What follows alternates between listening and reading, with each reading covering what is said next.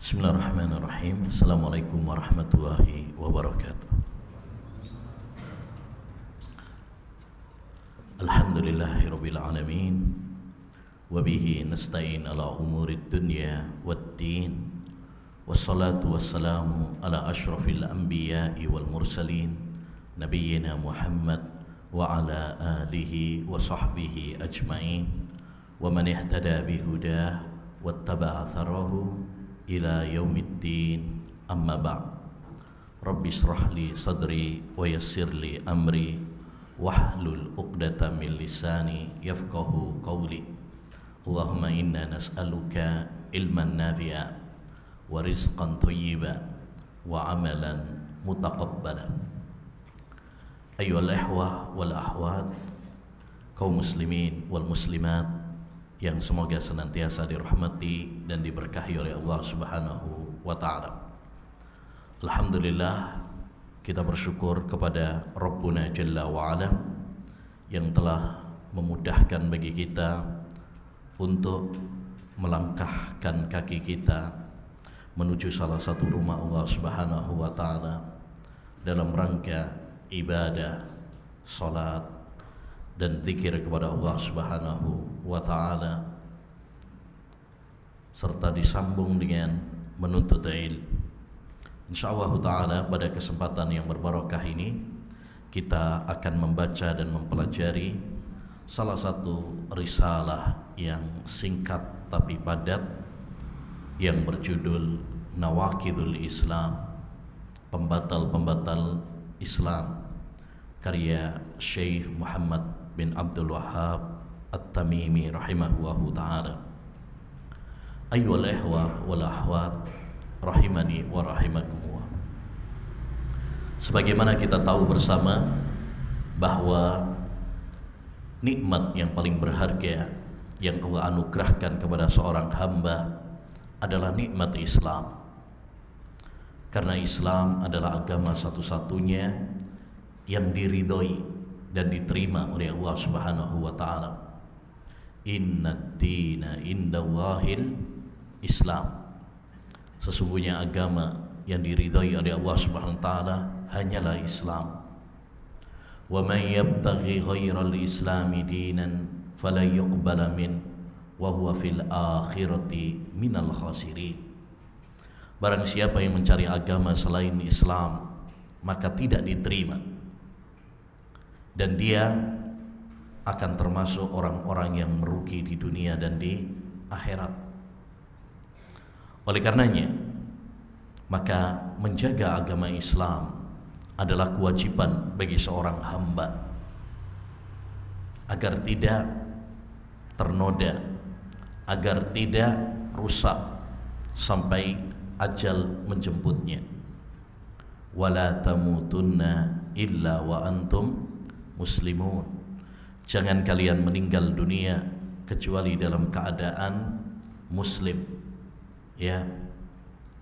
Ayyuhal ikhwah wal akhwat rahimani wa rahimakumullah. Sangat penting bagi seorang hamba untuk mengetahui pembatal-pembatal agama Islam. Kenapa? Karena beberapa alasan. Alasan yang pertama, agar kita menjauhi pembatal-pembatal tersebut. Mengenal kejelekan bukan berarti untuk kita lakukan, tetapi tujuan utamanya adalah sebagai kewaspadaan. Dahulu Hudzaifah bin Yaman mengatakan, kana an-nasu yas'aluna Rasulullah sallallahu anil khair wa kuntu as'aluhu anis syarr makhafata yudrikani. Para sahabat yang lain bertanya kepada Rasulullah SAW tentang kebaikan, namun aku bertanya kepada Nabi tentang kejelekan karena aku khawatir menimpaku. Khawatir aku melakukan kejelekan-kejelekan tersebut tanpa aku sadari. Jadi kita mengenal kejelekan bukan untuk kita lakukan, tetapi untuk kewaspadaan supaya kita menjauhinya. Araftu syarra la lisyarri lakin litawakki. Kata penyair, aku mengenal kejelekan bukan untuk kulakukan, tetapi untuk kewaspadaan. Wa man la ya'rifu syarra minal khairi yaqa'u fi. Karena barang siapa yang tidak mengenal kejelekan, bisa jadi dia terjerumus di dalamnya tanpa dia sadar. Yang kedua, kenapa kita penting? Karena ya, menjaga tauhid. Karena tauhid adalah barang yang paling berharga yang dimiliki oleh seorang hamba. Dan kita harus menjaganya dari segala hal yang bisa merusaknya, menodainya, dan membatalkannya. Oleh karenanya, di antara maqasidus syariah, ya, tujuan pokok syariat adalah menjaga 5 hal. Yang pertama menjaga agama, yang kedua menjaga nyawa, yang ketiga menjaga harta, yang keempat menjaga akal, dan yang kelima menjaga nasab. Nomor 1 adalah menjaga agama. Salah satu bentuk menjaga agama yaitu menjaganya dari pembatal-pembatalnya, menjaganya dari hal-hal yang bisa merusak dan menodainya. Ini adalah hal yang sangat penting sekali. Yang ketiga, kenapa kita perlu mempelajari nawaqidul Islam? Karena pada zaman kita sekarang banyak sekali pemikiran-pemikiran, propaganda-propaganda yang menyesatkan, yang mengajak kepada pluralisme, ya, liberalisme, yang mengatakan semua agama adalah sama, semua agama ya baik, semua agama menyeru kepada ya surga dan lain sebagainya. Sehingga mereka menggambarkan banyak jalan menuju Roma, banyak jalan menuju surga, semua agama sama saja. Ya. Dan ini banyak didengungkan oleh tokoh-tokoh agama, ya, para liberal. Oleh karenanya mempelajari masalah ini sangat penting sebagai benteng bagi kita dari pemikiran-pemikiran yang sesat dan menyesatkan. Taib, ihwani, tidak boleh bagi kita untuk merasa aman, tidak boleh bagi kita untuk meremehkan. Jika Nabi Ibrahim saja selalu berdoa kepada Allah Subhanahu wa taala agar Allah SWT menjaganya dan menjauhkannya dari ya kesyirikan. Makanya di antara doa Nabi Ibrahim, wajnubni wa baniya an na'budal asnam. Ya Allah, jauhkan aku dan anak keturunanku dari menyembah berhala. Begitu juga Nabi Muhammad SAW, walaupun mereka para nabi, walaupun beliau adalah orang yang sangat dicintai oleh Allah SWT, tetapi tetap beliau takut, khawatir terjerumus di dalam kesyirikan. Makanya di antara doa Nabi Muhammad, Allahumma inni a'udzubika an usyrika bika. Ya Allah, aku berlindung kepadamu dari perbuatan syirik kepada.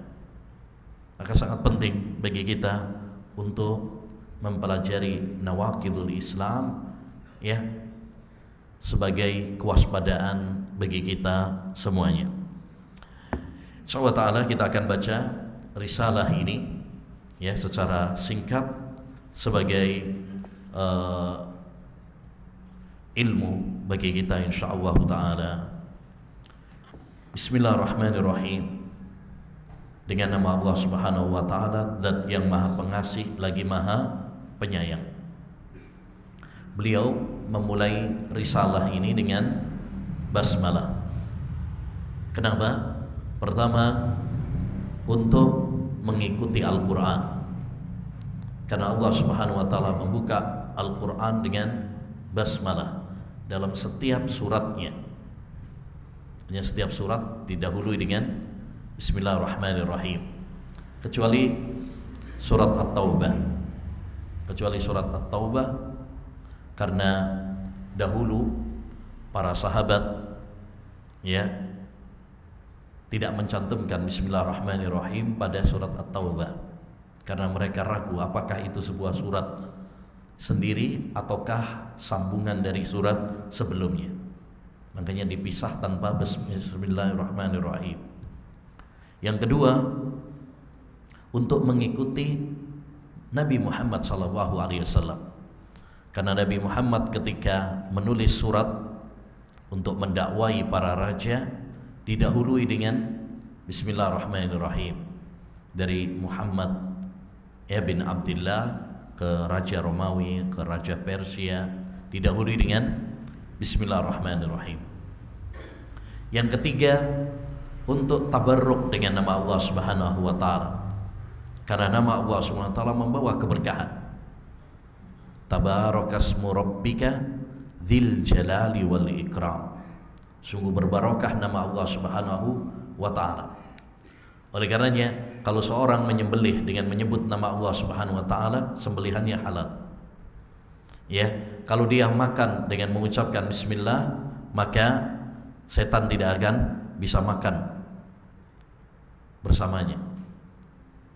Berbeda kalau tidak membaca bismillah, setan ikut itu. Ya, setan ikut. Kalau kita masuk toilet dengan membaca bismillah sebelumnya, maka setan tidak bisa melihat aurat. Ini menunjukkan bahwa nama Allah Subhanahu wa taala berbarokah. Yang keempat, ya, kenapa perlu membaca atau kebiasaan para ulama memulai kitab-kitab mereka dengan bismillah adalah untuk menebarkan, mengingatkan kepada kita agar kita memiliki sifat kasih sayang. Karena di dalam Bismillahirrahmanirrahim ada 3 nama Allah Subhanahu wa taala. Lafdzul Jalalah, Ar-Rahman dan Ar-Rahim. Ar-Rahman dan Ar-Rahim. Dan Ar-Rahman dan Ar-Rahim mengandung sifat kasih sayang. Maka sebagaimana Allah Subhanahu wa taala pengasih dan penyayang, hendaknya bagi kita pun untuk saling menyayangi, terutama dalam perjalanan menuntut ilmu. Seorang ustadz hendaknya menyayangi muridnya, murid menyayangi ustadznya. Ya, oleh karenanya dahulu para ulama memulai, ya, ilmu hadis ketika mereka mempelajari dan mengajarkan dengan hadis yang disebut dengan hadis musalsal bil awaliyah, yaitu irhamu man fil ardi yarhamkum man fis sama. Sayangilah yang di atas muka bumi, niscaya Allah SWT akan sayang kepada kalian. Maka kita harus saling menyayangi, ya, terutama bagi para penuntut ilmu, terutama lagi bagi ahlus sunnah wal jamaah. Hendaknya bagi mereka untuk saling menyayangi, jangan saling bermusuhan, saling iri hati, ya, saling membenci antara satu dengan yang lain. Ingat pesan dari Hasan al-Basri rahimahullahu ta'ala, ya ahlas sunnah taraffaku fima bainakum fa innakum aqallun nas. Wahai ahlus sunnah, hendaknya kalian berlemah lembut di antara kalian, karena kalian adalah orang yang paling sedikit jumlahnya. Kemudian kata beliau, i'lam anna nawaqidhal islami asyratu nawaqid. Ketahuilah bahwasanya pembatal-pembatal Islam itu ada 10. Beliau mendahului dan membuka kitab ini dengan i'lam. I'lam yang artinya ketahuilah. Dan lafaz ini atau kalimat ini digunakan agar kita perhatian dengan apa yang akan disampaikan. Karena apa yang akan disampaikan adalah masalah yang sangat penting. Seperti dalam surat Muhammad ayat 19, Allah berfirman, fa'lam annahu la ilaha illallah wastaghfir lidzambik. Ketahuilah bahwasanya tidak ada sesembahan yang berhak diibadahi oleh tidak berhak diibadahi kecuali hanya Allah saja. Di situ didahului dengan kalimat apa? Fa'lam. Kenapa? Karena yang akan disampaikan adalah masalah yang penting, yaitu masalah tauhid. Begitu juga di sini i'lam itu supaya apa? Supaya kita perhatian. Ya, dan sangat penting bagi seorang guru, seorang ustadz ketika menyampaikan ilmu, mengajak kepada para jamaah, kepada para santri, kepada para murid untuk memperhatikan apa yang akan disampaikan. Karena kadang-kadang ya mungkin jamaah ada yang kurang perhatian, mungkin ngantuk, mungkin tidur, ngelamun, ya, dan lain sebagainya. Maka dengan kalimat seperti ini mengajak supaya perhatian dengan apa yang akan disampaikan. Lalu kata beliau, ketahuilah bahwasanya pembatal-pembatal Islam ada 10. 10 di sini ayyuhal ikhwah bukan pembatasan. Ya, 10 itu bukan pembatasan. Tetapi disebut 10 di sini karena pertama 10 ini adalah yang paling inti. 10 ini yang paling inti. Ya. Yang kedua, 10 ini yang paling sering terjadi di tengah masyarakat. Ya, di tengah masyarakat. Jadi pembatal-pembatal ini adalah pembatal-pembatal yang paling inti, yang paling berbahaya, dan yang kedua yang sering terjadi. Jadi bukan pembatasan, karena pembatal-pembatal Islam lebih dari 10. Banyak. Bisa ucapan, bisa perbuatan, bisa keyakinan. Ya, bahkan disebutkan oleh sebagian ulama pembatal Islam itu ada sampai 400. Sampai 400. Dan itu disebutkan oleh para ulama dalam kitab-kitab mereka, terutama dalam bab riddah, tentang kemurtadan. Jadi kalimat 10 di sini bukan pembatasan, tapi apa? Ini satu karena 10 ini yang paling berbahaya, yang paling inti. Yang kedua, ini yang paling banyak tersebar, yang paling banyak terjadi di tengah masyarakat. Lalu kata beliau, al-awwal asyirku fi ibadatillah. Qala ta'ala, inna allaha la yaghfiru an yushraka bihi wa yaghfiru ma duna dzalika liman yasha. Wa qala ta'ala, innahu man yushrik billah faqad harrama Allahu 'alaihi al-jannah wa ma'wahu an-nar wa ma lidh-dhalimin min ansar. Yang pertama adalah syirik kepada Allah SWT dalam ibadah. Allah berfirman, sesungguhnya Allah tidak akan mengampuni dosa syirik, tapi mengampuni dosa-dosa selain syirik bagi siapa yang dikehendaki. Dan Allah SWT juga berfirman, sesungguhnya orang-orang yang menyekutukan Allah Subhanahu wa taala, maka Allah haramkan surga baginya dan tempat tinggalnya adalah neraka, dan tidak ada bagi orang-orang yang zalim penolong. Wa minhu adzabhu li ghairillah kaman yadbahu lil jinni aw lil qabri. Di antaranya adalah menyembelih untuk selain Allah SWT, yakni di antara contoh syirik menyembelih untuk selain Allah, seperti orang yang menyembelih untuk jin atau kuburan. Beliau memulai pembatal ya Islam dengan pembatal yang paling berat, dosa besar yang paling besar, yaitu dosa syirik kepada Allah Subhanahu wa taala. Apa itu syirik? Syirik adalah menyekutukan Allah Subhanahu wa taala, menjadikan tandingan bagi Allah Subhanahu wa taala dalam hal-hal yang khusus bagi Allah Subhanahu wa taala. Yang khusus bagi Allah Subhanahu wa taala yaitu tauhid, rububiyah, uluhiyah, dan asma wa sifat.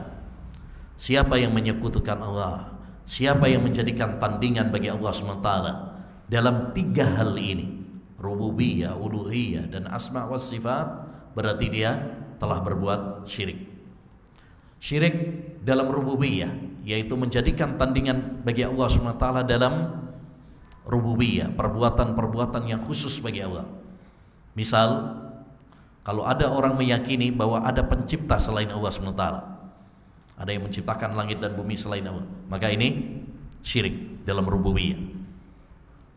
Begitu juga Ya, syirik bisa terjadi dalam uluhiyah. Kalau seorang menyerahkan ibadah kepada selain Allah SWT, berdoa kepada selain Allah, menyembelih untuk selain Allah SWT, ya, karena ibadah hanya dikhususkan kepada Allah SWT saja. Iyyaka na'budu wa iyyaka nasta'in. Hanya kepada Engkau ya Allah kami beribadah, dan hanya kepada Engkau kami minta pertolongan. Dan ini yang dicontohkan oleh penulis. Kenapa? Karena ini yang banyak terjadi. Syirik dalam rububiyah ada, tapi jarang. Ya, jarang. Yang paling banyak syirik itu dalam uluhiyah. Makanya dicontohkan di sini, wa minhu dzabhu li ghairillah. Di antara contohnya adalah menyembelih untuk selain Allah SWT. Tidak dicontohkan syirik dalam rububiyah, walaupun itu juga syirik, tetapi apa? Tidak dicontohkan. Kenapa? Karena itu jarang terjadi. Ya, makanya para ulama ketika menyebut kata syirik, biasanya rata-rata maksudnya adalah syirik dalam uluhiyah. Ya, karena ini yang banyak terjadi. Yang ketiga, syirik juga bisa dalam tauhid asma wa sifat. Kalau seorang menyerahkan sifat-sifat Allah Subhanahu wa taala yang khusus kepada selain Allah Subhanahu wa taala. Kalau orang meyakini misalkan, ya, bahwasanya Mbah Dukun itu tahu ilmu gaib, ini syirik. Syirik dalam asma wa sifat. Kenapa? Karena salah satu sifat Allah SWT yang khusus adalah bahwa hanya Allah yang tahu ilmu gaib. Ya, tidak boleh kita menyerahkan sifat ini kepada selain Allah Subhanahu wa taala. Dan syirik terbagi menjadi dua. Yang pertama, syirkun akbar, syirik besar. Dan ini yang dimaksud oleh penulis. Ya, syirik besar yaitu syirik yang mengeluarkan pelakunya dari Islam. Ya. Yang kedua yaitu syirkun asghar, syirik kecil yang merupakan sarana menuju syirik besar. Seperti apa? Riya, seperti bersumpah dengan selain Allah Subhanahu wa taala, seperti memakai jimat secara umum, ya, itu adalah syirik kecil. Kenapa? Karena ketika seorang memakai jimat, dia tidak berkeyakinan bahwa jimat itulah yang mendatangkan manfaat atau menolak madarat secara umum, ya. Tetapi mereka rata-rata orang yang memakai jimat meyakini bahwa Allah Subhanahu wa taala yang mendatangkan manfaat atau menolak madarat. Jimat hanyalah sebab. Nah, ini masuknya dalam syirik kecil. Ya. Taib. Kecuali kalau dia meyakini jimat itulah yang mendatangkan manfaat atau menolak madarat, maka itu syirik besar. Ya. Taib. Jadi syirik terbagi menjadi dua. Ada syirik besar, ada syirik kecil. Apa bedanya? Kalau syirik besar mengeluarkan pelakunya dari Islam, syirik kecil tidak. Ya. Bedanya juga yang kedua, kalau syirik besar menghapus semua amal sebelumnya, sholatnya, puasanya, umrohnya, ludes semuanya. Kalau syirik kecil tidak, hanya menghapus amal, ya, sebagian saja. Kalau dia riya dalam sholat zuhur, berarti sholat zuhur itu saja yang tidak diterima. Adapun amal-amal yang lain tetap diterima oleh Allah SWT. Ya. Yang ketiga di antara pembedanya juga, kalau syirik besar tidak diampuni oleh Allah SWT kalau dia tidak bertobat. Ya, tapi kalau syirik kecil ada harapan Allah SWT akan mengampuninya. Sebagaimana tadi dalam surat An-Nisa, innallaha la yaghfiru ayyushraka bihi wa yaghfiru ma duna dzalika liman yasha. Ini syirik besar. Allah tidak mengampuni dosa syirik, tapi mengampuni dosa-dosa selain syirik bagi yang dikehendaki. Ya, demikian juga ayat yang lainnya tadi, innahu may yusyrik billah faqad harrama Allahu alaihil jannah. Ini syirik besar. Siapa yang berbuat syirik kepada Allah SWT, Allah haramkan surga baginya. Yakni dia akan kekal selama-lamanya di neraka. Waliyadzubillah. Berbeda dengan syirik kecil, tidak menjadikan pelakunya kekal di neraka. Jadi syirik adalah perbuatan atau dosa yang sangat besar dan sangat berbahaya sekali. Makanya dakwah para nabi dan dakwah salafiyah, dakwah Ahlus Sunnah wal Jamaah selalu menyerukan kepada tauhid dan mengingatkan umat dari bahaya syirik, karena bahayanya yang sangat besar. Apa saja dari bahayanya? Satu, dosa yang tidak diampuni oleh Allah Subhanahu wa taala. Dua, menghapus semua amal kita. La in asyrakta la yahbatanna amaluk. Kalau kamu berbuat syirik, batal semua amal. Yang ketiga, menjadikan pelakunya kekal di neraka selama-lamanya. Naudzubillah min dzalik. Oleh karenanya hendaknya bagi kita untuk waspada dari perbuatan syirik. Jangan lupa dengan dua hal. Satu, yaitu terus semangat menuntut ilmu, terutama masalah tauhid. Jangan bosan mengulang-ulang pelajaran tauhid. Karena dengan ilmu maka kita akan bisa membedakan mana tauhid dan mana syirik. Yang kedua, yaitu banyak berdoa. Kalau Nabi Ibrahim saja tetap berdoa kepada Allah Subhanahu wa taala, kalau Nabi Muhammad saja tetap berdoa agar dijauhkan dari syirik, bagaimana dengan kita? Lakukan dua hal ini, yaitu terus menuntut ilmu dan terus berdoa kepada Allah Subhanahu wa taala. Niscaya Allah Subhanahu wa taala akan membimbing kita di atas tauhid dan mematikan kita di atas tauhid, insyaallah. Berikutnya, pembatal yang kedua, as-sani man ja'ala bainahu wa bainallahi wasa'ita yad'uuhum wa yas'aluhum asy-syafa'ah wa yatawakkalu 'alaihim kafara ijma'an. Orang yang menjadikan perantara antara dirinya dengan Allah Subhanahu wa taala.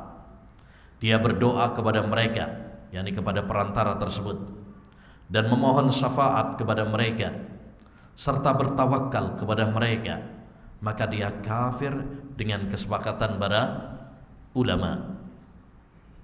Taib, ini pembatal yang kedua. Pembatal yang kedua ini, ayyuhal ikhwah, sebenarnya masuk pada bagian yang pertama, tapi disebut secara khusus karena ini sering terjadi. Banyak orang melakukan kesyirikan dengan alasan tawassul, dengan alasan untuk mencari syafaat dan lain sebagainya, sehingga mereka menyerahkan ibadah kepada selain Allah Subhanahu wa taala dengan alasan untuk mendekatkan diri mereka kepada Allah Subhanahu wa taala. Walladzina ittakhadhu min dunihim awliya ma na'buduhum illa liyuqarribuna ila Allahi zulfa. Dan orang-orang yang menjadikan tandingan bagi Allah Subhanahu wa taala, alasan mereka apa? Kami enggak beribadah kepada mereka kecuali agar mereka mendekatkan kami kepada Allah Subhanahu wa taala. Itu alasan mereka dulu sampai sekarang. Sampai sekarang. Kalau antum tanya kepada orang-orang yang beribadah kepada selain Allah Subhanahu wa taala zaman sekarang, alasannya sama. Kita ini banyak dosanya. Kalau kita langsung minta kepada Allah Subhanahu wa taala, nanti enggak diterima. Kita butuh kepada orang-orang yang dekat dengan Allah Subhanahu wa taala. Seperti kalau kita datang ke presiden, nggak bisa tuh, siapa, kita nggak dikenal. Kita perlu lewat perantaranya, lewat sekretarisnya, lewat orang yang terdekat dengannya. Lihat bagaimana syirik menyamakan Allah Subhanahu wa taala dengan makhluk. Mereka menyamakan Allah Subhanahu wa taala seperti presiden disamakan dengan raja yang butuh kepada perantara. Padahal Allah Subhanahu wa taala tidak butuh dalam ibadah ini, butuh kepada perantara, tidak. Allah sendiri mengatakan, wa qala rabbukum ud'uni astajib lakum. Doalah kalian kepadaku, aku akan kabulkan. Enggak perlu perantara, langsung kepada Allah Subhanahu wa taala. Ya. Jadi siapa yang menjadikan tandingan bagi Allah Subhanahu wa taala, menjadikan perantara dengan alasan syafaat, dengan alasan tawassul, ya, membungkus dengan kata-kata tawassul, dengan kata-kata syafaat, padahal hakikatnya adalah syirik, maka ini termasuk pembatal Islam dengan kesepakatan para ulama. Seperti disebutkan oleh Syekhul Islam Taimiyah rahimahullahu taala. Kata beliau, siapa yang menjadikan malaikat atau para nabi sebagai perantara sehingga dia beribadah kepada mereka, ya, sehingga berdoa kepada mereka, menyembelih untuk mereka, maka orang tersebut adalah kafir dengan kesepakatan para ulama. Seperti juga, ya, kalau ada orang yang misalkan pada zaman kita sekarang datang ke kuburan, berdoa kepada ahli kubur tersebut, meminta kesembuhan, meminta jabatan, minta anak, minta rizki, ya, dengan alasan bahwa penghuni kubur tersebut adalah wali-wali Allah Subhanahu wa taala, orang-orang yang dekat dengan Allah Subhanahu wa taala, ya, merekalah yang akan mengantarkan kita kepada Allah Subhanahu wa taala, karena kita nggak bisa langsung kepada Allah Subhanahu wa taala, kita butuh kepada, ya, syafaat mereka, kita butuh kepada perantara mereka. Maka ini adalah, ya, kesyirikan kepada Allah Subhanahu wa taala dengan kesepakatan para ulama, ya, dengan kesepakatan para ulama. Tapi bedakan, ikhwan, ini masalah penting supaya kita tidak salah paham. Kalau ada orang, ya, kalau ada orang berdoa kepada Allah Subhanahu wa taala, kepada Allah Subhanahu wa taala, minta kesembuhan kepada Allah Subhanahu wa taala, minta, ya, anak kepada Allah Subhanahu wa taala, ya, tapi mintanya di kuburan, mintanya di kuburan, dengan alasan bahwa meminta di kuburan tersebut doanya lebih mustajab, maka ini bukan syirik, ini bid'ah, ini perbuatan bid'ah, tapi bukan syirik. Yang dimaksud di sini yaitu apa? Mintanya langsung kepada siapa? Kepada kuburan tersebut atau kepada mayit, ya. Ini yang merupakan pembatal Islam. Tapi kalau ada sebagian orang misalkan mintanya kepada Allah Subhanahu wa taala, tapi di kuburan, dia punya keyakinan bahwa kalau doanya di kuburan lebih mustajab, maka ini bukan syirik. Ini perbuatan bid'ah, ya, perbuatan bid'ah, tapi bukan termasuk syirik. Jadi harus dibedakan. Tidak semua orang yang berdoa di kuburan berarti apa? Syirik, tidak. Ya, makanya kita harus hati-hati juga. Sebagian orang terkadang mukul rata. Pokoknya kalau dia berdoa di kuburan berarti apa? Syirik. Enggak benar. Nabi SAW juga dulu pernah mendoakan, berdoa di kuburan, yakni mendoakan mayit, ya. Setelah menguburkan, Nabi mengatakan, inna akhakum yus'al was'alu lahu tasbih. Saudara kalian yang barusan meninggal dunia ini akan ditanya, maka, ya, berdoalah kepada Allah Subhanahu wa taala supaya dia diberi ketetapan. Jadi maksudnya tidak semua yang berdoa di kuburan itu termasuk perbuatan syirik. Ya, harus dibedakan. Dia berdoanya kepada siapa? Kalau berdoanya kepada Allah Subhanahu wa taala, ya, dengan keyakinan bahwasanya doa di kuburan itu lebih mustajab, maka ini bid'ah. Tapi kalau dia mintanya kepada kuburan tersebut, dia mintanya kepada mayit atau wali ya, minta hal-hal yang tidak mungkin diijabahi kecuali oleh Allah Subhanahu wa taala saja, maka ini termasuk perbuatan syirik besar. Ya, syirik besar. Karena para mayit atau kuburan tidak mungkin bisa mengabulkan ya kesembuhan, tidak mungkin bisa memberikan rizki. Yang bisa memberikan rizki, yang bisa memberikan kesembuhan hanya Allah Subhanahu wa ta'ala. Taib. Ini yang kedua. Yang ketiga, di antara pembatal Islam, man lam yukaffir al-musyrikina aw syakka fi kufrihim aw sahhaha madhhabahum kafara. Barang siapa yang tidak mengkafirkan orang-orang musyrik atau ragu tentang kekafiran mereka atau membenarkan mazhab mereka, maka dia kafir. Ya, ini pembatal yang ketiga. Siapa yang tidak mengkafirkan orang-orang musyrik atau orang-orang yang jelas-jelas kafir, yang dikafirkan oleh Allah, dikafirkan oleh Rasulullah SAW, tapi kita tidak mengkafirkan, maka berarti kita kafir juga. Kenapa? Karena berarti kita membantah Allah Subhanahu wa taala. Contoh yang paling jelas, Allah Subhanahu wa taala mengatakan bahwasanya kaum Yahudi dan Nasrani kafir.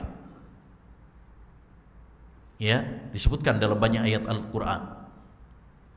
Laqad kafara alladziina qalu inna Allaha salisu salasa. Sungguh telah kafir orang yang mengatakan Allah itu adalah satu dari yang tiga. Ini ucapan orang-orang Nasrani yang mengatakan Trinitas, ya, bahwasanya Tuhan itu tiga. Ya, dikafirkan oleh Allah SWT. Lam yakunil ladzina kafaru min ahlil kitab. Orang-orang kafir dari ahlul kitab. Ahlul kitab yakni Yahudi dan Nasrani. Berarti tegas di dalam Al-Quran Allah menyebut bahwasanya kaum Yahudi dan Nasrani itu kafir. Ya.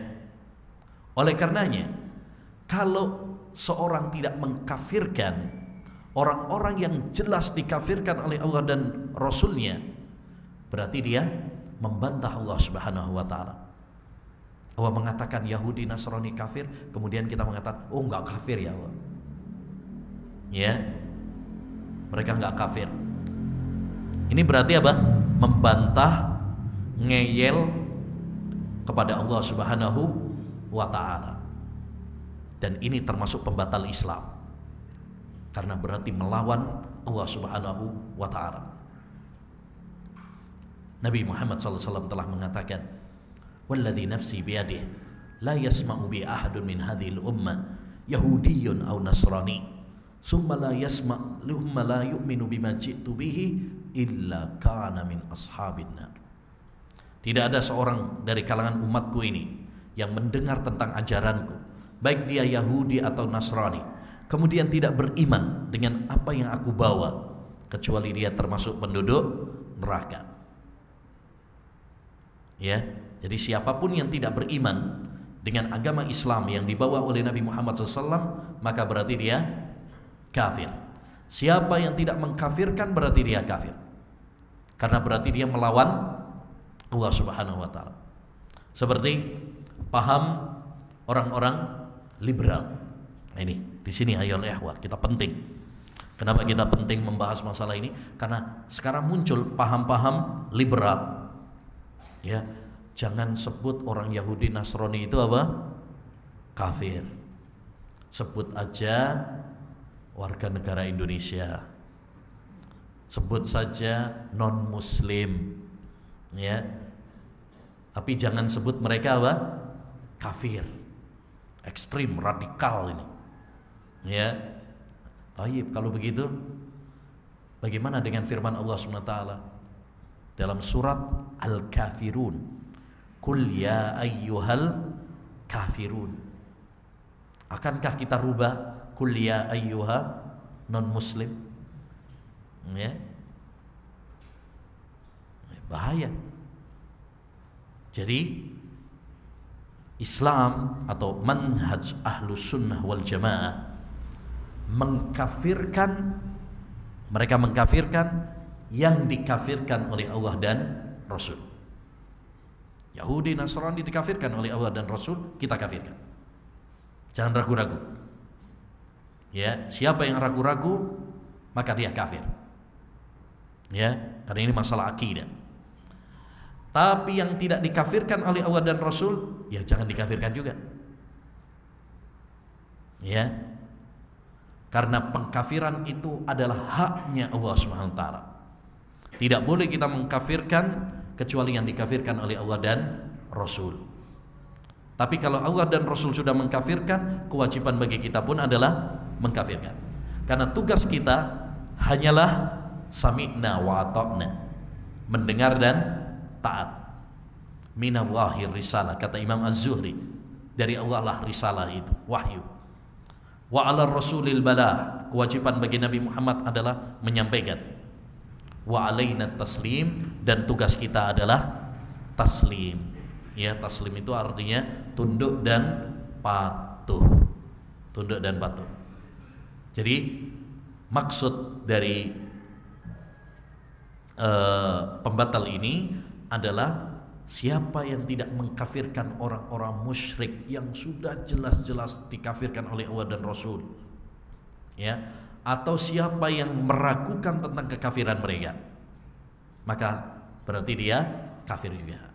Maka hati-hati, jangan sampai kita membantah Allah Subhanahu wa taala, jangan sampai kita membenarkan, ya, kekufuran atau pemikiran-pemikiran yang kufur, atau bahkan meragukan, ya, ragu apakah komunis itu kafir atau tidak, apakah Yahudi Nasrani itu kafir atau tidak. Sekedar ragu ini saja berarti apa? Batal Islam itu. Karena akidah itu harus dibangun di atas al-yakin, keyakinan. Tidak boleh ragu-ragu. Ya, tidak boleh ragu-ragu. Baik. Adapun jika masalah tersebut masalah yang masih diperselisihkan oleh para ulama tentang kekafiran mereka, maka ini tidak masuk dalam pembahasan. Perhatikan. Contoh misalkan, apakah orang yang meninggalkan sholat kafir atau tidak? Ya, ini masalah yang diperselisihkan oleh para ulama. Sebagian ulama mengatakan bahwa orang yang meninggalkan sholat itu kafir. Sebagian ulama mengatakan orang yang meninggalkan sholat dia fasik, ya, pelaku dosa besar, tapi tidak kafir. Kalau seandainya orang kemudian tidak mengkafirkan orang yang meninggalkan sholat, masuk dalam pembatal Islam atau tidak? Tidak. Yang dimaksud di dalam pembatal ini adalah orang-orang yang jelas-jelas dikafirkan oleh Allah dan Rasul. Bahkan sudah disepakati para ulama tentang kekafiran mereka, seperti Yahudi dan Nasrani. Ini sudah sepakat para ulama bahwa Yahudi Nasrani itu kafir. Ya, itu sudah sepakat. Disebutkan oleh banyak ulama, di antaranya oleh Imam Ibnu Hazm rahimahullah dalam kitabnya Maratibul Ijma'. Beliau menegaskan bahwa Yahudi wa ajma'u ala tasmiyatil Yahudi wan Nasara kuffara. Para ulama bersepakat menamai orang-orang Yahudi dan Nasrani itu kafir. Itu sudah menjadi kesepakatan para ulama. Nah, orang-orang yang sudah dikafirkan oleh Allah dan Rasul secara jelas seperti ini, tidak boleh bagi kita kemudian meragukan kekafiran mereka.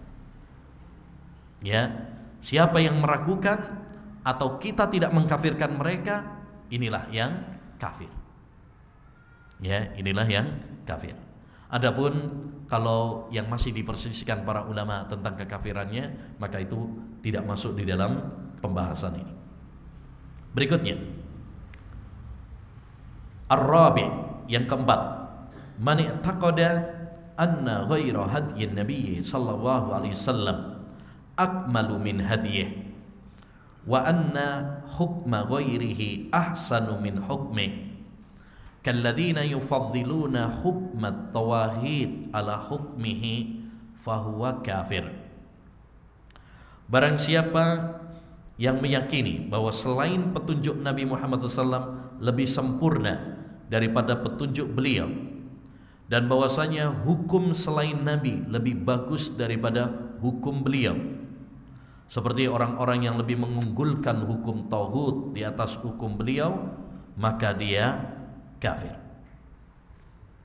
Taib. Satu hal yang harus kita yakini bahwa petunjuk Nabi Muhammad SAW itu adalah petunjuk yang paling baik. Makanya dalam khutbatul hajah, ya, dalam khutbatul hajah Nabi mengatakan apa? Wa khairal hadyi hadyu Muhammadin sallallahu alaihi wasallam. Sebaik-baik petunjuk adalah petunjuk Nabi Muhammad sallallahu alaihi wasallam. Ini yang wajib kita yakini. Ya, tidak ada petunjuk yang lebih baik daripada petunjuk Allah Subhanahu wa taala dan Rasulnya. Baik. Adapun siapa yang meyakini bahwa petunjuk selain Nabi Muhammad SAW lebih sempurna, lebih baik, ya, atau bahkan setara dengan petunjuk Nabi Muhammad SAW, ya, maka ini termasuk pembatal Islam.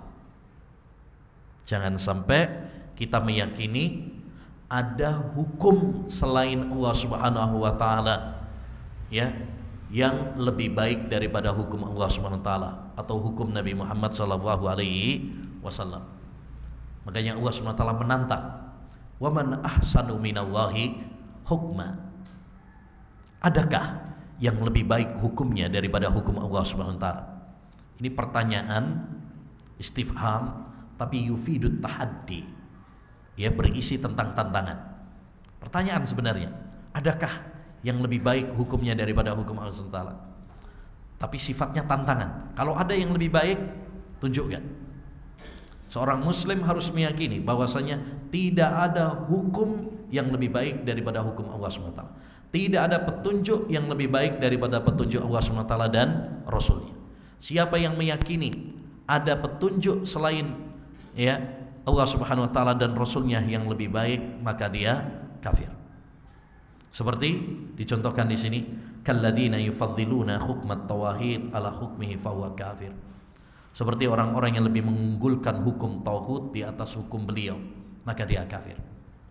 Kalau kita misalkan mengatakan seperti paham orang-orang liberal, ya, mengatakan bahwasanya hukum Islam sekarang apa? Ya, nggak sesuai dengan zaman sekarang. Hukum raja, hukum potong tangan, hukum kisos misalkan. Wah, ini kejam, radikal, nggak sesuai dengan HAM. Ya, ini nggak pas kalau diterapkan zaman sekarang. Ya, mendingan hukum yang lainnya, penjara misalkan sekian tahun. Siapa yang meyakini bahwa hukum ini lebih baik daripada hukum Allah Subhanahu wa taala, maka dia kafir. Maka dia kafir. Enggak boleh. Karena tidak ada hukum yang lebih baik daripada hukum Allah Subhanahu wa taala. Ya. Ingat, ini hukum secara umum. Bukan berarti kemudian nanti kita terapkan, oh berarti pemerintah kafir dong. Enggak. Karena bisa jadi pemerintah, ya, mereka ada, ya, politik, mereka nggak bisa merubah. Mungkin dia punya keyakinan sebenarnya hukum Allah SWT yang lebih baik, ya.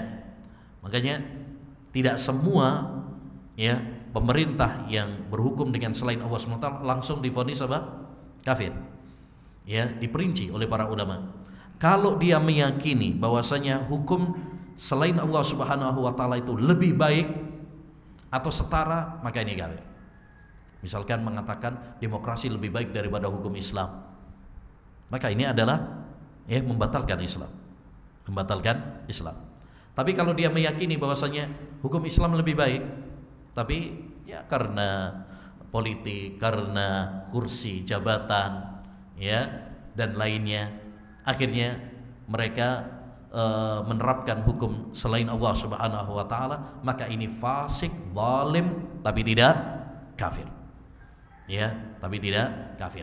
Makanya ayyuhal ikhwah rahimani wa rahimakumullah, yang wajib kita yakini dan kita tanamkan dalam diri kita bahwasanya ya petunjuk Allah Subhanahu wa taala, hukum Allah Subhanahu wa taala dan petunjuk Nabi Muhammad SAW adalah petunjuk yang paling baik, paling sempurna. Tidak ada yang lebih baik daripada hukum Allah dan Nabi Muhammad SAW. Berikutnya, yang kelima, man abghadha syai'an mimma jaa'a bihi Rasul sallallahu alaihi wasallam walau amila bihi kafar. Ya, barang siapa yang membenci suatu ajaran yang dibawa oleh Nabi Muhammad SAW, walaupun dia mengamalkannya, maka dia kafir. Jadi siapa yang membenci suatu ajaran yang dibawa oleh Nabi Muhammad SAW, walaupun dia mengamalkannya, maka dia kafir. Dalilnya firman Allah dalam surat Muhammad ayat 8 dan 9. Walladzina kafaru fata'sal lahum wa adalla a'malahum dzalika bi annahum karihu ma anzalallah fa ahbata a'malahum. Yang demikian itu karena mereka membenci apa yang Allah turunkan, sehingga Allah Subhanahu wa taala membatalkan amal mereka. Ya. Dan batalnya amal karena kekufuran atau karena kesyirikan. Ya, ini menunjukkan bahwasanya membenci ya syariat Islam, membenci ajaran Nabi Muhammad sallallahu alaihi wasallam termasuk pembatal Islam. Ya. Dan membenci ajaran yang dibawa oleh Nabi Muhammad SAW ada dua hal. Ada dua macam. Yang pertama, ya, membenci apa yang dibawa oleh Nabi Muhammad sallallahu alaihi wasallam dengan keyakinan bahwasanya di dalam syariat tersebut ini jelek, ya, nggak ada baiknya, maka ini kafir dengan kesepakatan para ulama. Dan ini yang dimaksud oleh penulis. Ya. Yang kedua, dia membenci sebagian ajaran Nabi Muhammad sallallahu alaihi wasallam, namun dia meyakini bahwasanya apa yang dibawa oleh Nabi Muhammad sallallahu alaihi wasallam itu secara umum baik. Cuma dia membenci ya sebagian ajaran Nabi Muhammad sallallahu alaihi wasallam. Ya. Maka ini bukan yang dimaksud oleh penulis. Ini adalah kefasikan, ini adalah hawa nafsu, ya. Tetapi ini bukan termasuk pembatal Islam. Karena ada sebagian orang mungkin secara umum dia meyakini bahwasanya Islam secara umum bagus.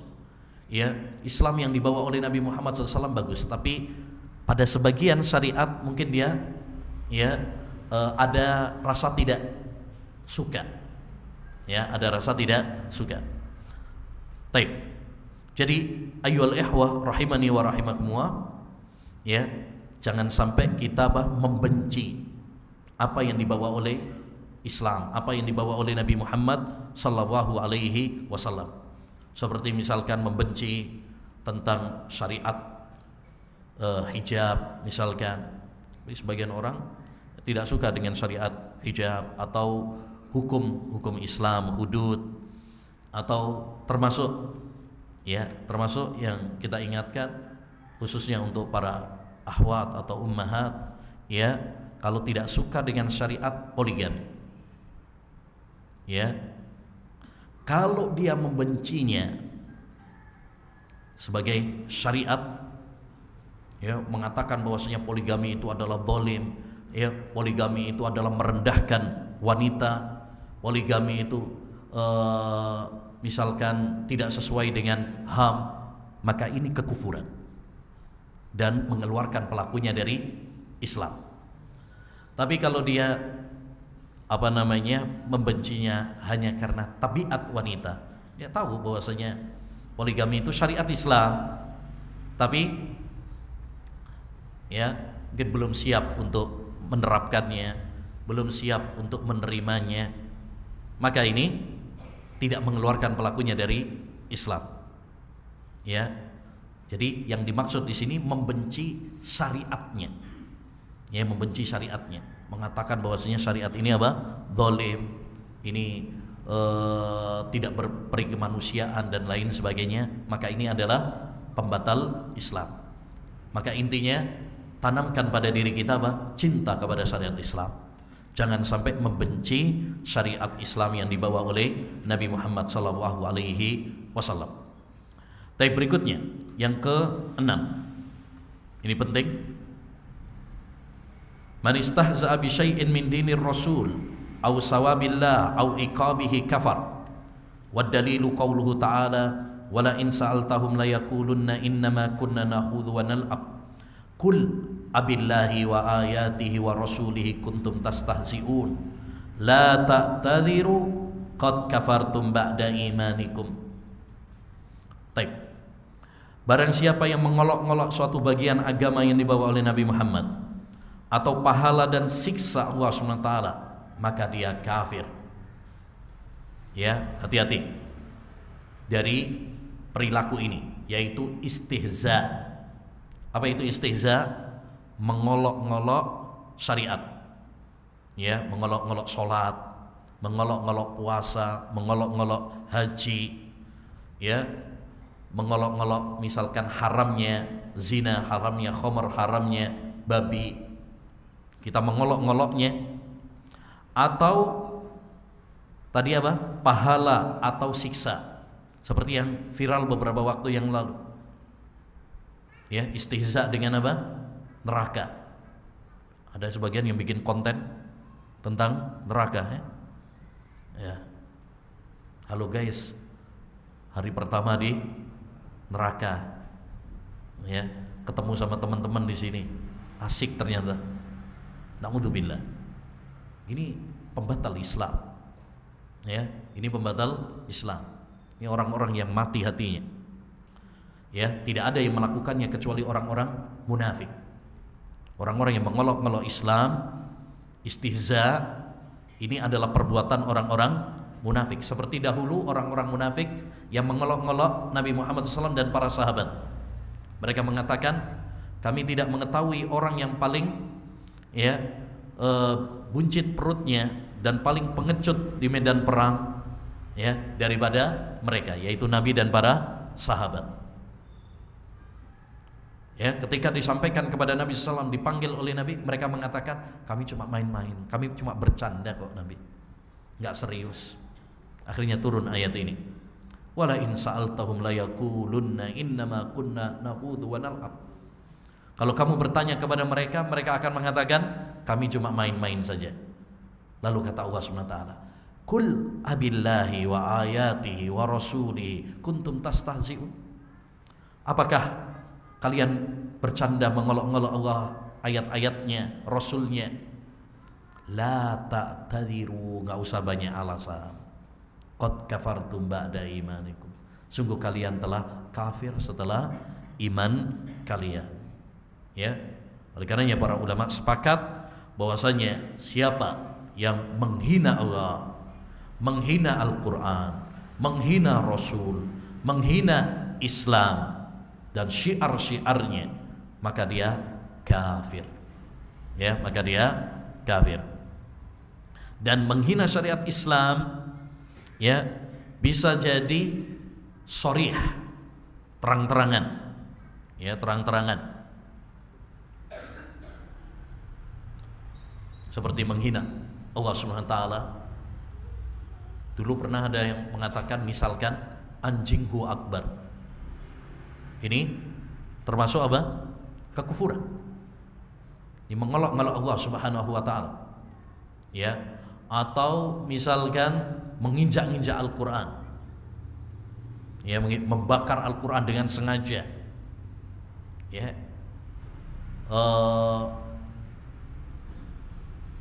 mengatakan bahwasanya Al-Quran ini misalkan kitab yang palsu, kitab yang rusak, ya, ini termasuk apa? Mengolok-olok seperti ini kafir, atau menghina Nabi Muhammad. Kayak dulu ada film yang menggambarkan bahwasanya Nabi Muhammad SAW itu suka wanita, suka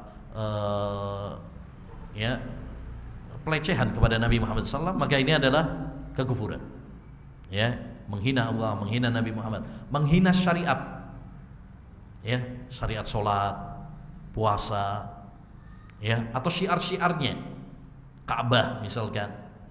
Oleh karenanya kita harus ta'zim, memiliki pengagungan, pemuliaan kepada Allah Subhanahu wa taala dan syariat-syariatnya. Dan istihza bisa juga dengan tidak secara langsung dan tidak secara jelas, ya, dengan ketipan mata. Kadang ada orang sinis gitu, ya, ya, sinis, walaupun tidak secara terang-terangan, itu juga bisa, ya. Jadi istihza bisa dengan terang-terangan dan bisa juga secara tidak terang-terangan. Intinya hendaknya bagi kita untuk berhati-hati dari istihza, ya, mengolok-ngolok ini. Kalau kita melihat ada orang yang seperti itu, kita ingkari. Kalau nggak bisa, tinggalkan. Tidak boleh bagi kita kemudian apa? Tetap di situ, atau diam saja, atau malah menontonnya, ikut-ikutan tertawa, nggak boleh. Ya, kalau memang ada misalkan, ya, candaan-candaan seperti itu, misalkan dalam tontonan, wajib bagi kita untuk apa? Berpaling darinya, ya, wajib berpaling darinya. Kalau kita bisa mengingkari, mengingkari. Man ra'a minkum munkaran falyughayyirhu biyadihi. Siapa yang melihat kemungkaran maka hendaknya dia merubahnya dengan tangannya. Kalau nggak bisa dengan lisannya, kalau nggak bisa minimal dengan hatinya. Tapi jangan sampai kemudian kita merasa happy, enjoy, ya, dengan orang-orang yang mengolok-olok agama Allah Subhanahu wa taala. Seorang muslim harus mengagungkan Allah Subhanahu wa taala dan syariatnya. Berikutnya yang ke-7, as-sihru, sihir. Wa minhu sarfu wal atfu. Termasuk diantaranya adalah, ya, santet, pelet. Faman fa'alahu aw radiya bihi kafar. Siapa yang melakukannya atau meridhoinya maka dia kafir. Wa dalilu qauluhu ta'ala, dalilnya adalah firman Allah Subhanahu wa ta'ala, wa ma yu'allimani min ahadin hatta yaqula innama nahnu fitnatun fala takfur. Sedangkan keduanya, yakni Harut dan Marut, tidak mengajarkan kepada seorang pun sebelum mengatakan sesungguhnya kami hanyalah fitnah, ujian. Fala takfur, maka janganlah kalian kafir, yakni dengan mempelajari sihir, dengan mempelajari sihir. Sihir yaitu, ya, jampi-jampi, ya, raja-raja yang dibuat oleh tukang sihir dengan kolaborasi dengan setan untuk membahayakan orang yang disihir. Itu definisi sihir. Dan sihir hak, benar adanya. Sihir itu ada, maksudnya fakta, hakikat, nyata, ya. Akidah Ahlussunnah wal Jamaah meyakini bahwa sihir itu apa? Nyata ada, bukan imajinasi, bukan hayalan, ya, seperti klaim orang-orang ahli filsafat. Orang-orang ahli filsafat tidak percaya adanya sihir, ya. Makanya ada sebagian orang nggak percaya, no? Oh, saya nggak percaya sihir itu ada, nggak percaya dengan adanya santet. Setelah kena santet baru dia sadar, oh ternyata ada. Ada sebagian seperti itu. Jadi Ahlus Sunnah wal Jamaah meyakini bahwasanya apa? Sihir itu apa? Fakta, hakikat, ada, benar adanya. Tapi ya, sihir itu haram, tidak boleh. Harus dibedakan. Itu hak, benar ada, tapi bukan berarti kemudian boleh, tidak. Ya, ini maksudnya membantah orang-orang yang mengingkarinya. Seperti orang-orang Mu'tazilah, orang-orang ahli filsafat yang tidak percaya dengan adanya sihir. Jadi sihir itu ada, tapi sihir dilarang dalam syariat Islam dengan kesepakatan para ulama. Kata Imam Nawawi, ta'allumus sihri wa ta'limuhu haramun bil ijma'. Mempelajari sihir dan mengajarkannya adalah haram dengan kesepakatan para ulama. Jadi ulama sepakat bahwasanya sihir itu adalah haram, bahkan dosa besar. Makanya disebutkan oleh Nabi dalam ijtanibus sab'al mubiqat, jauhilah oleh kalian 7 dosa besar yang membinasakan. Salah satunya adalah wassihru, dan sihir. Jadi sihir termasuk dosa besar yang harus diwaspadai karena kerusakannya banyak sekali. Di antara kerusakannya adalah dia kolaborasi dengan setan. Ya, tukang sihir dalam menjalankan misi sihirnya itu ta'awun, kolaborasi dengan setan. Makanya kalau yang mungkin pernah tahu dunia hitam atau dulu mantan misalkan, ya, akan tahu bahwasanya banyak sekali syarat-syarat yang diajukan para tukang sihir itu yang nyeleneh, aneh. Ya, nggak boleh nyentuh air 40 hari, ya, nggak boleh sholat, suruh nginjak Al-Quran, ya. Kadang satu tadi bertentangan dengan syariat, yang kedua jorok, ya, kedua jorok, nggak boleh mandi 40 hari nggak mandi, kayak gimana nanti baunya, ya. Kemudian kadang, mohon maaf, kadang-kadang jorok. Kadang kalau pengen laris suruh pakai celana dalam dicampur dengan celana dalam. Kadang pakai buntut atau ekor tikus dan sebagainya. Itu semuanya karena mereka kolaborasi dengan setan. Makanya bertentangan dengan syariat atau jorok. Karena setan, ya, adalah jorok sehingga menginginkan yang jorok juga. Ya, makanya persyaratan-persyaratannya bertentangan dengan syariat dan kotor.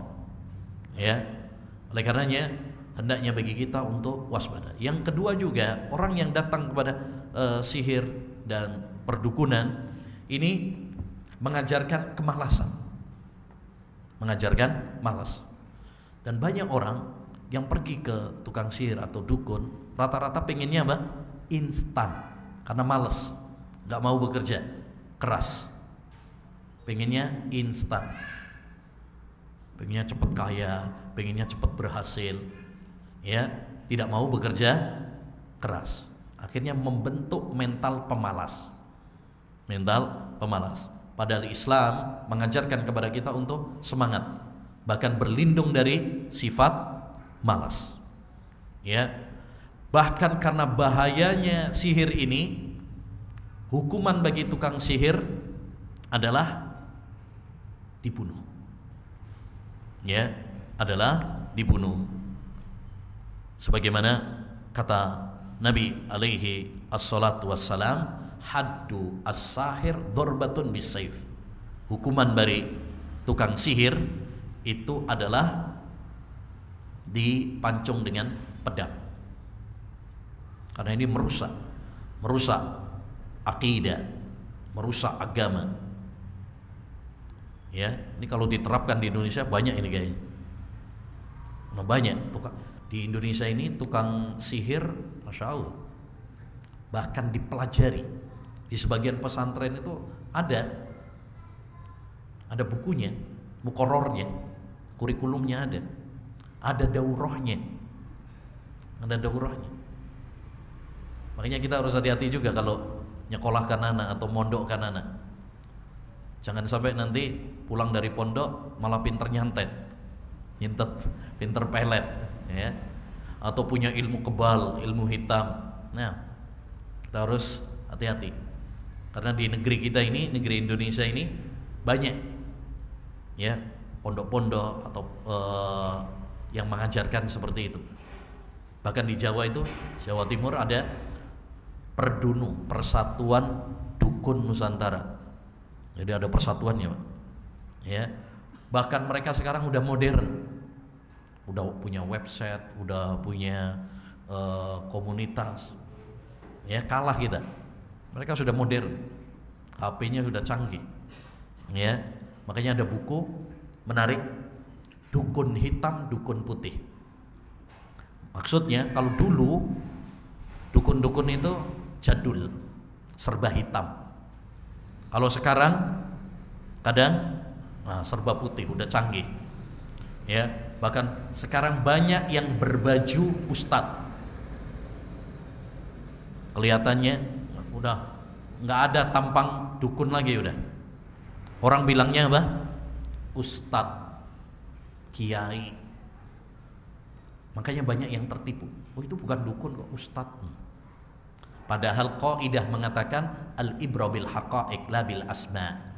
Yang menjadi patokan itu adalah hakikatnya, bukan perubahan nama. Nama bisa dirubah. Ya, dukun dirubah jadi ustadz gampang. Tapi kenyataan tidak merubah hukum. Nah, yang kedelapan, mudhaharatul musyrikin wa muawanatuhum 'alal muslimin. Wad dalilu qauluhu ta'ala wa man yatawallahum minkum fa innahu minhum innallaha la yahdil qaumadh dhalimin. Loyalitas kepada orang-orang musyrik dan membantu mereka melawan kaum muslimin. Dalilnya adalah firman Allah Subhanahu wa taala, wa man yatawallahum minkum fa innahu minhum. Barang siapa di antara kamu yang mengambil mereka menjadi pemimpin, sesungguhnya orang tersebut termasuk golongan mereka. Ini ayyul ikhwah masalah al-wala wal bara. Loyalitas seorang mukmin adalah untuk Allah Subhanahu wa taala. Ya. Mereka mencintai apa yang dicintai oleh Allah. Siapa yang mencintai Allah Subhanahu wa taala? Dan mereka membenci orang yang dibenci oleh Allah dan apa yang dibenci oleh Allah Subhanahu wa taala. Oleh karenanya, karena orang-orang musyrik itu dimurkai oleh Allah SWT, memusuhi Allah SWT, kewajiban bagi kita pun adalah untuk membenci mereka. Awsaku ural iman al-hubbu fillah wal bughdhu fillah. Ikatan iman yang paling kuat adalah cinta karena Allah dan benci karena Allah SWT. Maka tidak boleh, bahkan termasuk pembatal Islam, kalau kita malah loyalnya kepada orang-orang kafir, bahkan membantu mereka menghabisi kaum muslimin, seperti yang dilakukan oleh orang-orang Syiah. Mereka membuka gerbang bagi orang-orang kafir untuk membantai kaum muslimin. Ya, maka ini termasuk pembatal Islam. Ya, termasuk pembatal Islam. Ya. Taib. Jadi ayyuhal ikhwah, siapa yang membantu orang-orang musyrik untuk menghabisi kaum muslimin, ya, dan karena kebencian kepada kaum muslimin, maka ini apa? Kafir dan termasuk pembatal Islam. Tapi kalau kita misalkan membantu, ya, orang-orang kafir, tapi bukan karena kebencian kepada Islam, bukan karena kebencian, karena ada tujuan-tujuan yang lain, maka ini tidak kafir. Seperti dahulu yang dilakukan oleh Hatib bin Abi Balta. Hatib bin Abi Balta, dia menulis surat kepada saudaranya yang musyrik di Mekah, membocorkan rahasia Nabi SAW dan para sahabat yang akan melakukan Fathu Mekkah, ya, penaklukan kota Mekkah, supaya keluar, supaya nanti tidak ini karena dia cinta kepada saudaranya tersebut. Ya, ini perbuatan dosa, tapi tidak dianggap sebagai pembatal Islam, karena dia melakukan itu bukan karena benci kepada Islam.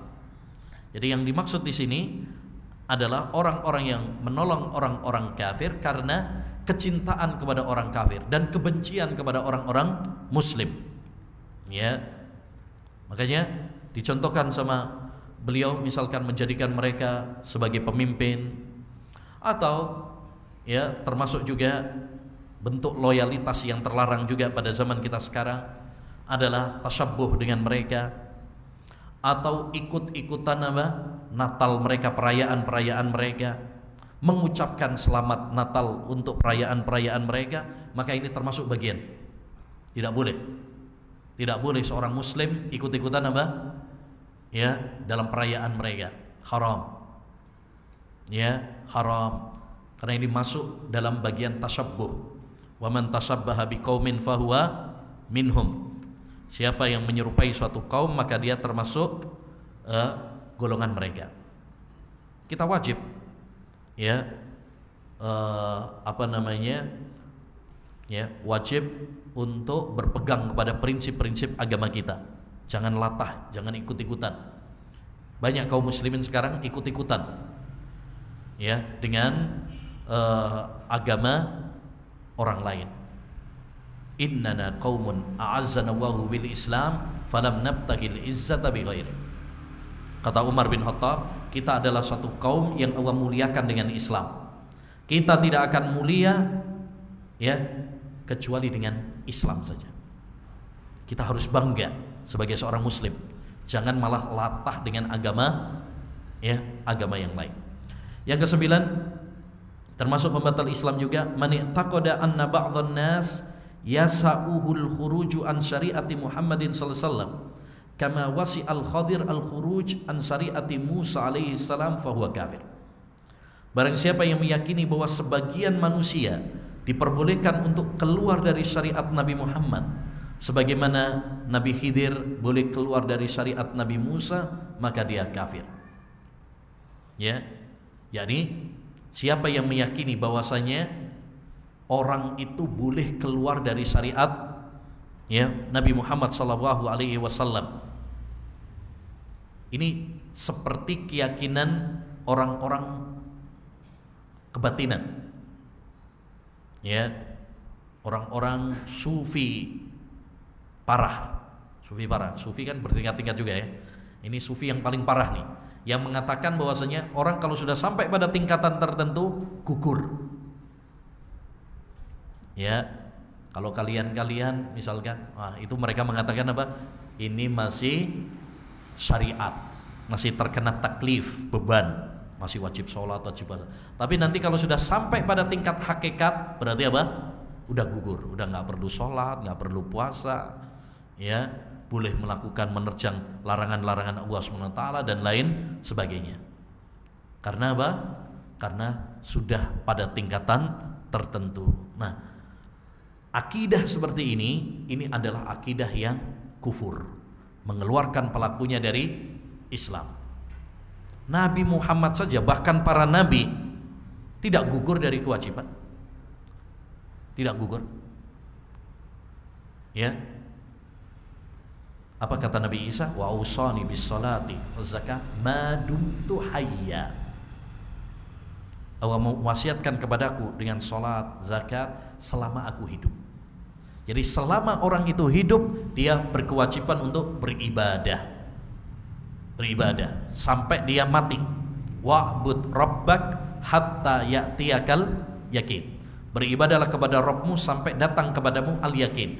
Al-yakin di sini maksudnya adalah kematian, dengan kesepakatan para ulama ahli tafsir, dengan kesepakatan para ulama us-salaf. Bukan seperti paham orang-orang sufi tadi. Mereka menafsirkan yakin di sini tadi tingkatan hakikat ma'rifat. Beribadahlah kepada Rabbmu sampai pada level hakikat makrifat. Kalau sudah sampai pada level hakikat makrifat, berarti sudah nggak perlu ibadah lagi. Nah, keyakinan seperti ini adalah keyakinan yang kufur, ya, membatalkan Islam, ya, membatalkan Islam. Jadi hati-hati dari paham-paham seperti ini. Di Indonesia banyak, ya, di Indonesia ini masya Allah subur, paham apa saja ada. Mau cari yang model gimana saja apa ada. Termasuk aliran-aliran kebatinan, batiniyah atau kejawen, orang bilang, ya, murid-muridnya Syekh Siti Jenar dan lain sebagainya, ya, dari paham wahdatul wujud, manunggaling kawulalan Gusti, ya, ini paham-paham yang kufur.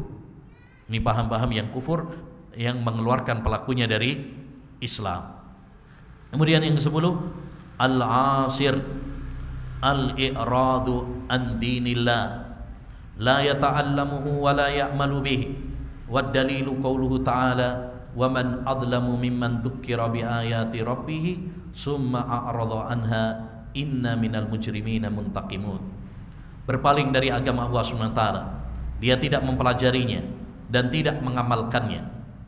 Dalilnya adalah firman Allah Subhanahu wa taala, adakah yang lebih zalim daripada orang yang telah diperingatkan dengan ayat-ayat Tuhannya, kemudian dia berpaling darinya? Sesungguhnya kami akan memberikan balasan kepada orang-orang yang berdosa. Taib. Jadi termasuk di antara pembatal Islam adalah berpaling dari agama Allah Subhanahu wa taala. Dan yang dimaksud di sini pembatal Islam berpaling dari agama Allah Subhanahu wa taala, yakni, ya, berpaling dari Islam, berpaling dari Islam, dari intinya, pokoknya, ya, dari pokoknya, seperti berpaling dari tauhid, ya, tidak mau mempelajarinya, tidak mau mengamalkannya. Ini mengeluarkan pelakunya dari Islam. Adapun, ya, orang yang tidak mempelajari sebagian syariat Islam, maka ini tidak masuk dalam pembatal Islam. Misalkan dia tidak mempelajari hukum waris misalkan, ya, maka ini tidak keluar dari agama Islam. Kenapa? Karena itu bukan syarat. Karena itu bukan syarat. Yang menjadi syarat Islam adalah tauhid. Tauhid, ya, ini yang merupakan syarat. Sehingga apabila dia berpaling darinya, tidak mempelajari tauhid, tidak mengamalkan tauhid, maka ini berarti bukan muslim. Oleh karenanya kewajiban bagi seorang hamba adalah mempelajari syariat Islam, terutama masalah tauhid.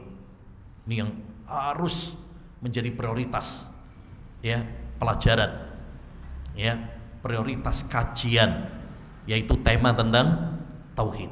Ini paling penting. Inti dakwahnya para nabi adalah tauhid, ya.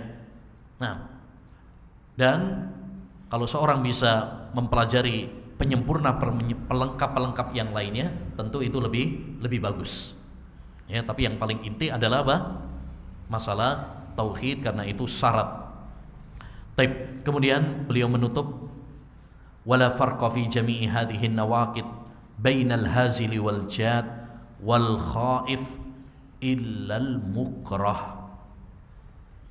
Tidak ada perbedaan, ya, dalam semua pembatal ini antara orang yang melakukannya secara bercanda maupun serius atau takut, kecuali orang yang terpaksa.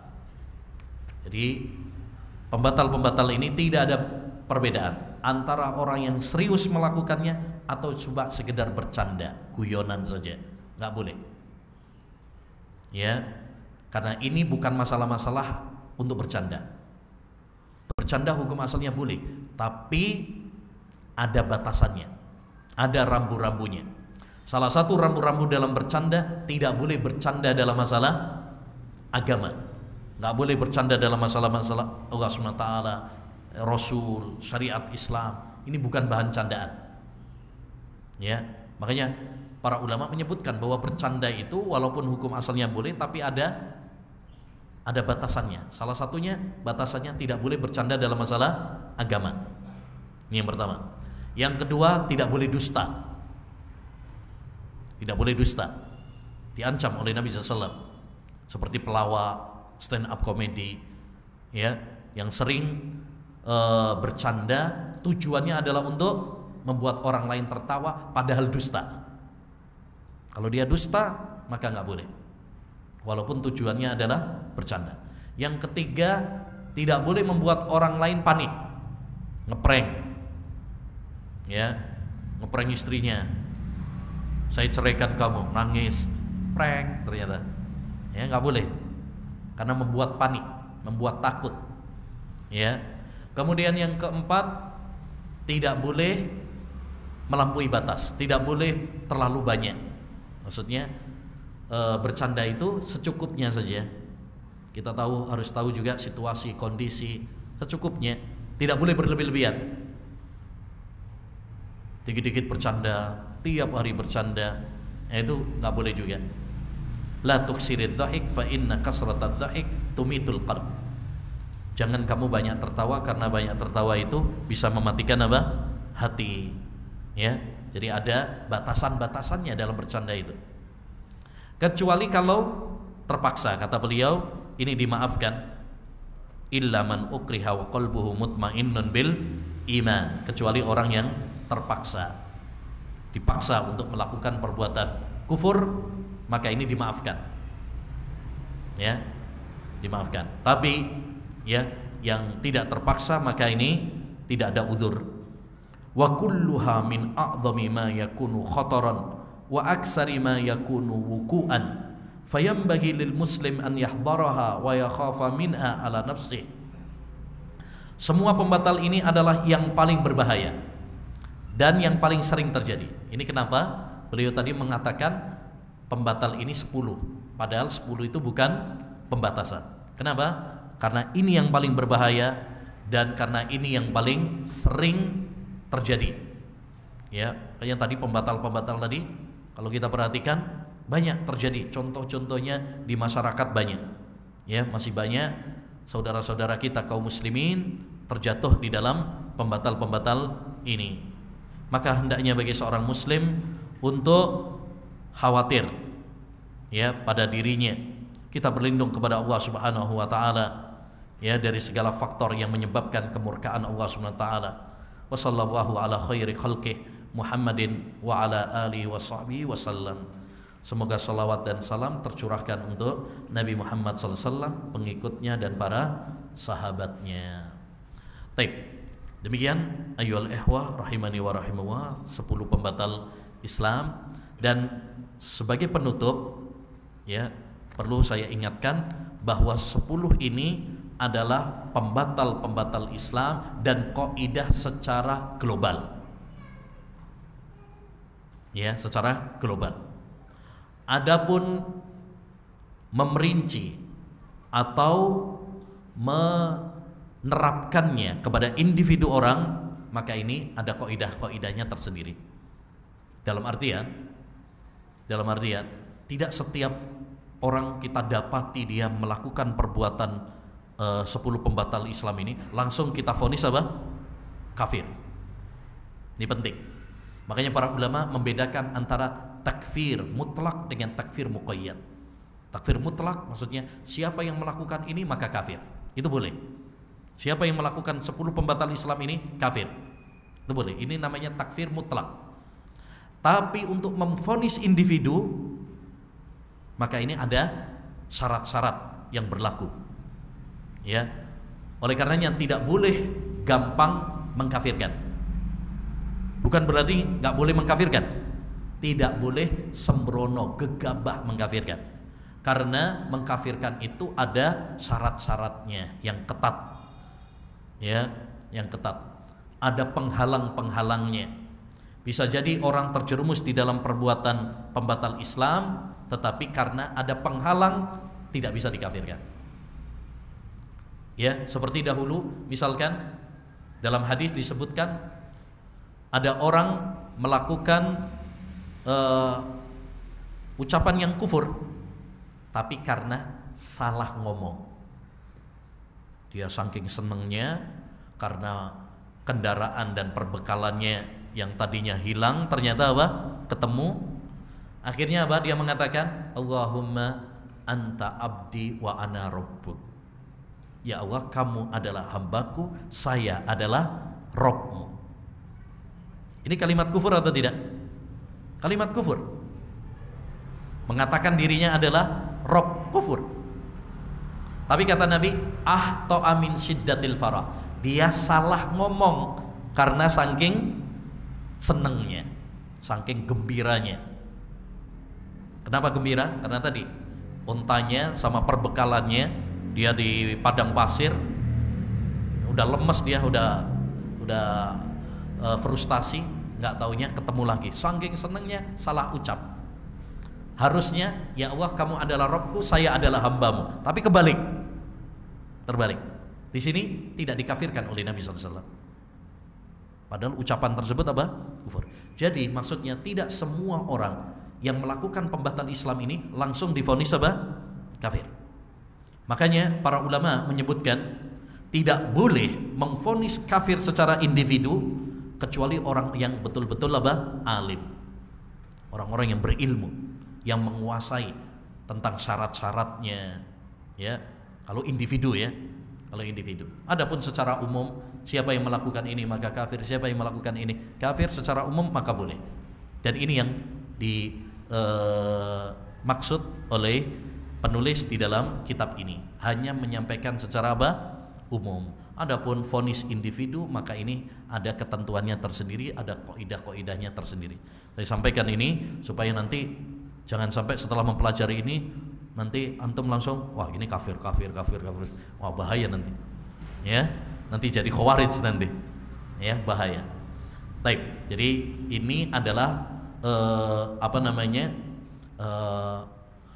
pembatal-pembatal secara apa? Umum. Ya, pembatal-pembatal secara umum.